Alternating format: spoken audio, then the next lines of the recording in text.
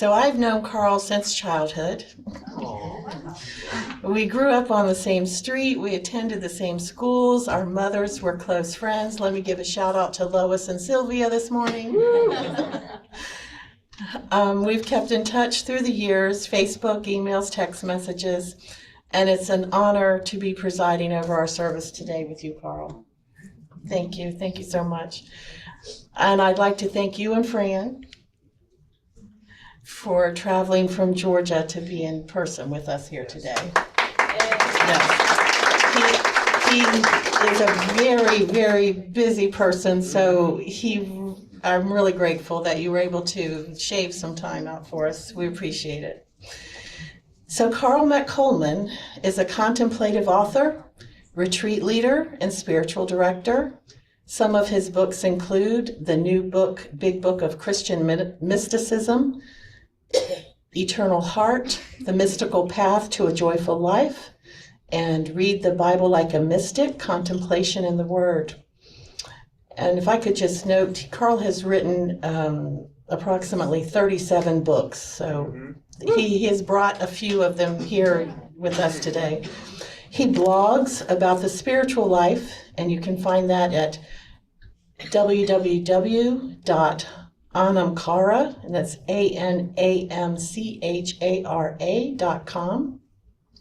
And he also writes regular email newsletter called Mystical Journey, which, thank you, I read that. Also found at www.anamchara.net.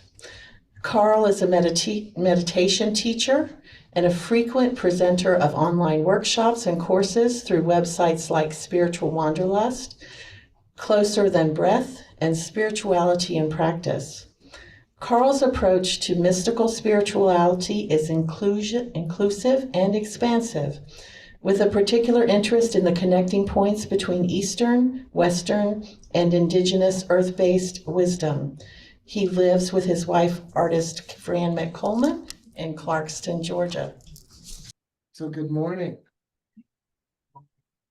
It is such a joy to be here with you and with Debbie. Some of my friends from high school are with us this morning.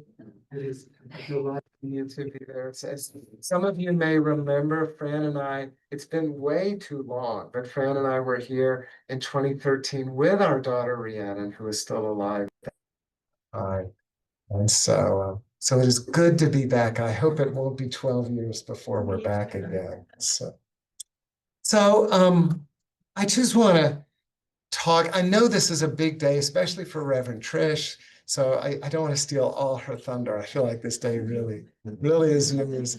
But I just want to speak a little bit about mysticism, but also about the Bible. I just recently wrote a book called Read the Bible Like a Mystic. And I was speaking with one of the members of the assembly this morning before the service, and she confided in me that, you know, as a spiritual person, she says, I struggle with the Bible. It feels so patriarchal. It was written, as best we can tell, written by men. You know, there probably women did most of the work, but men took all the credit. You know, and I was right there with her, and I said, you know, one of the things that I have discovered over the last 15 years. So in 2010, I published a book on Christian mysticism, and well, I want to talk in a minute about what mysticism is, but mysticism is like the ocean, and then all the different traditions, Christianity and Islam and Sufism, Kabbalah, Judaism, Vedanta, Hinduism, Zen, Buddhism, Taoism, Wicca, you know, all the various traditions are rivers flowing into that one ocean. So, but I wrote a book about this one particular river, the Christian mystical tradition. And then, you know, it got published. And of course, I have my blog, I'm online, and people would email me. And usually I think kind of maybe more fundamentalist, maybe more conservative in their religious expression. And they would email me and they'd say, how can you put Christianity and mysticism together? And I would say, well, they go together like, you know, the river and the ocean go together. And then the person would always write back to me and say, and I'd say, why do you think they don't go together? And they'd always write back and say, because it's not in the Bible. That's what they would tell me. It's not in the Bible. And I'd be like, you and I must have different Bibles. Because my experience is that the Bible drips with mystical wisdom and mystical teaching. But what I came to realize was that most of us have been taught to ignore the mystical wisdom in the Bible. We have been taught to see the Bible not as a love letter, but as a rule book. Yeah. And as a rule book that serves the interests of a very specific group of people.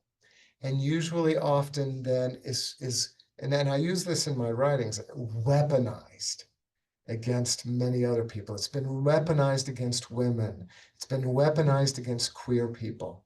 It's been weaponized against people who follow a different, maybe spiritual tradition than and I'm speaking out of the Christian tradition. That's the tradition I grew up in. And when I'm in a good, generous mood, I'll still claim it. But some days I get grumpy about it. So, but before I go any further with that, some of you may be wondering, but Carl, what is mysticism? What is mysticism? And so what I would like to encourage you is to try not to answer that question in a linear way. So I'm going to avoid the temptation to give you a definition. What I would rather do is offer some images. And you can see if those images light a fire of inspiration in your heart. Maybe they will, and maybe they won't. But I would say mysticism is the love song of the divine to each and every one of us that rings through the universe, and we've forgotten how to hear it. That's what mysticism is. That mysticism is the greatest Easter egg hunt. That you don't have to wait until Easter to participate in. And every egg is hidden just out of our reach. And when we open it up, miracles pour over us and through us and to us. Mysticism is a well of water that when we drink it, the blood coursing through our veins resonate with the recognition that this is home. Mysticism is the precious kiss of two lovers when they realize that their souls belong to each other, and that as they give themselves to each other, body and soul, spirit and divinity, that once again the god and the goddess dance and sing and give birth to the universe. And mysticism lives in every one of our hearts. No exceptions. No exceptions.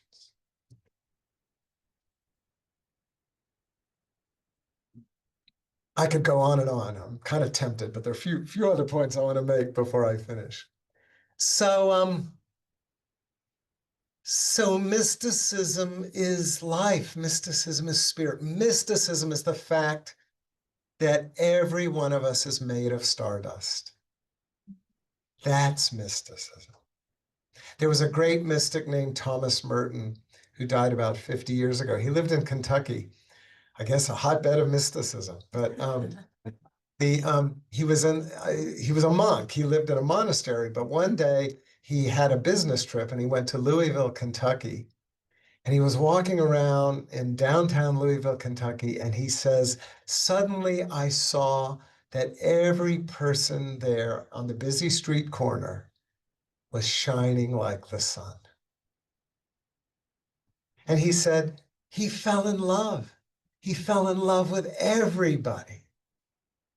And then he said, if we could truly see each other the way we truly are, the biggest problem in life, The biggest problem in life, it wouldn't be war, it wouldn't be racism, it wouldn't be injustice, it wouldn't be economic inequality or all the, messing up the environment.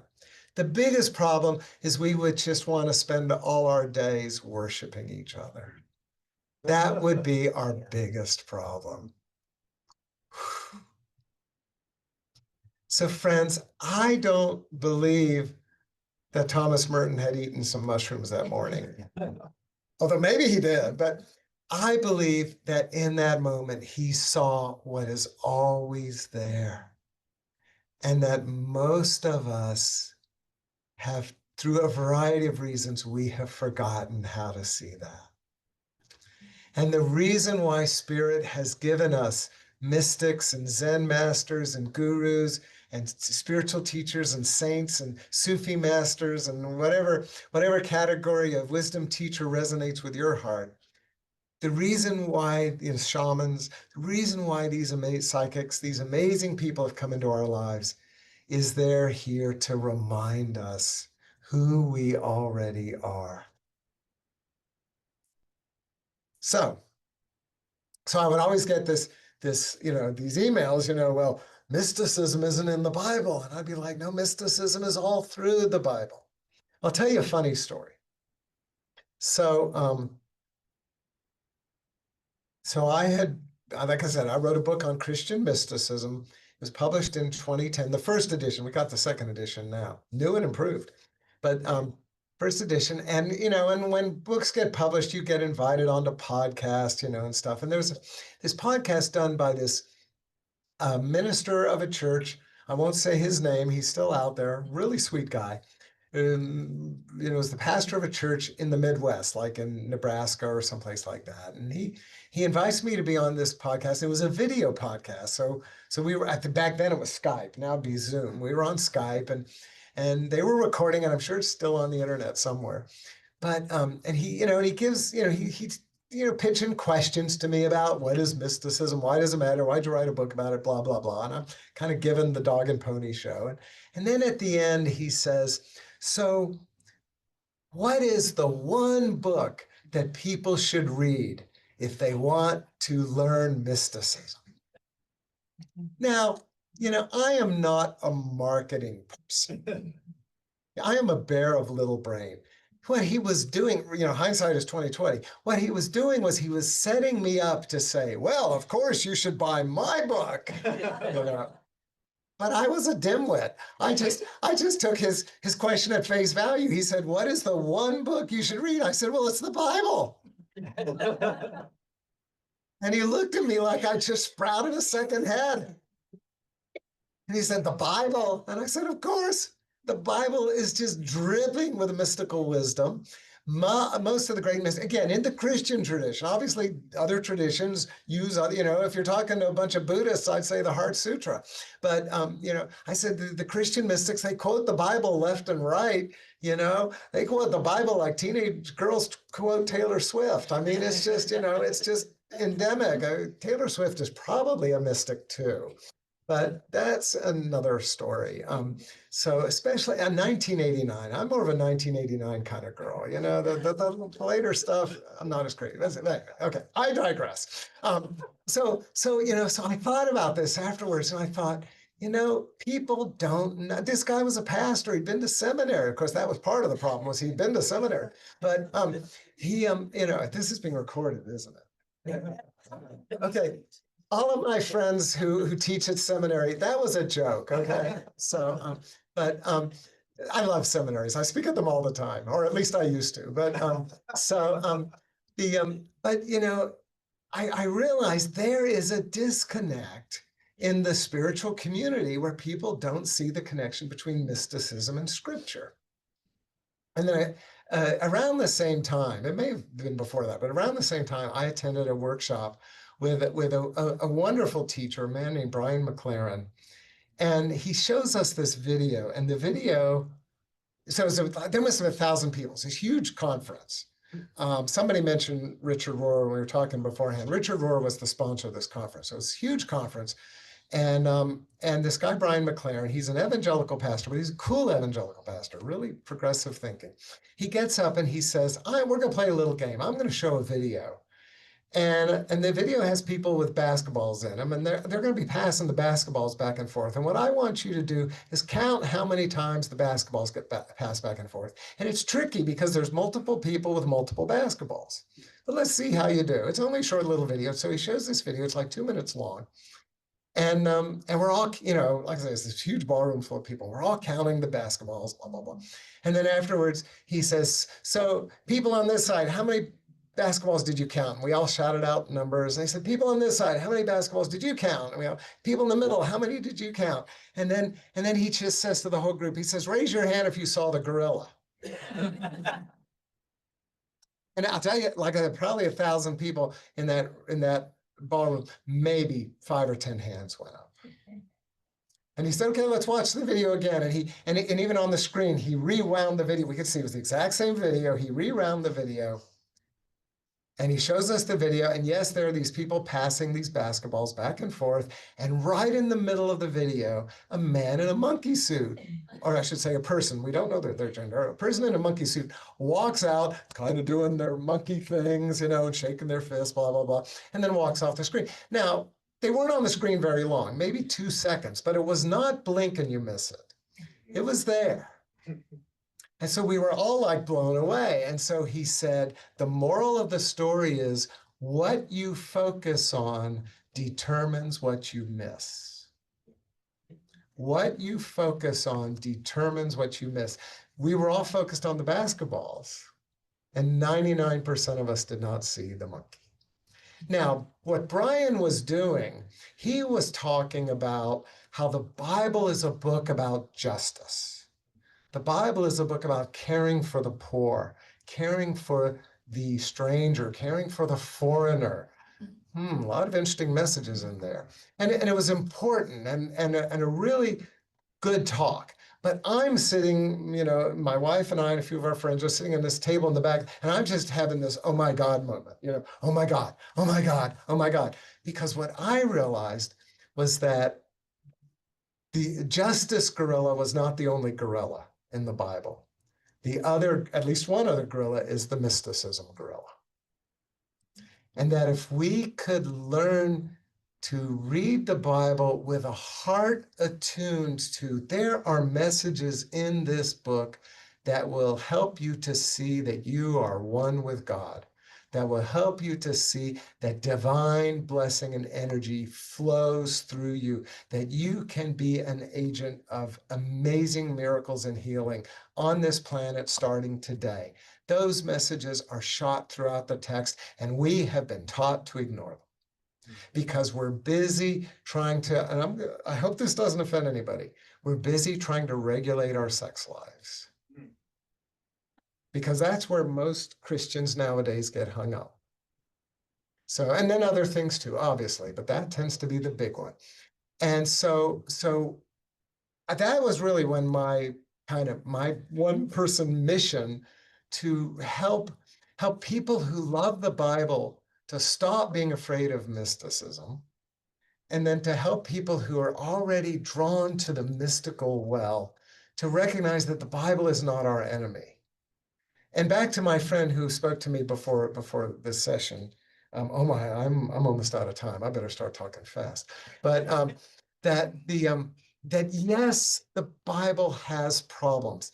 The Bible was written thousands of years ago by people who did not have access to the depth of sociological knowledge or psychological knowledge, our understanding of humanity, our understanding of gender, of sexuality, of justice, of economics.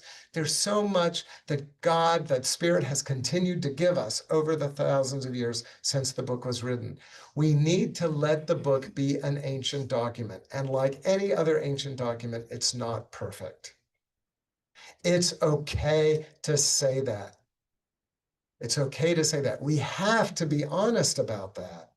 Because once we get that out of the way, then we can say, but then Jesus is running around telling us all that he's one with God and we're one with him. What does that mean? And we can start looking at those amazing messages.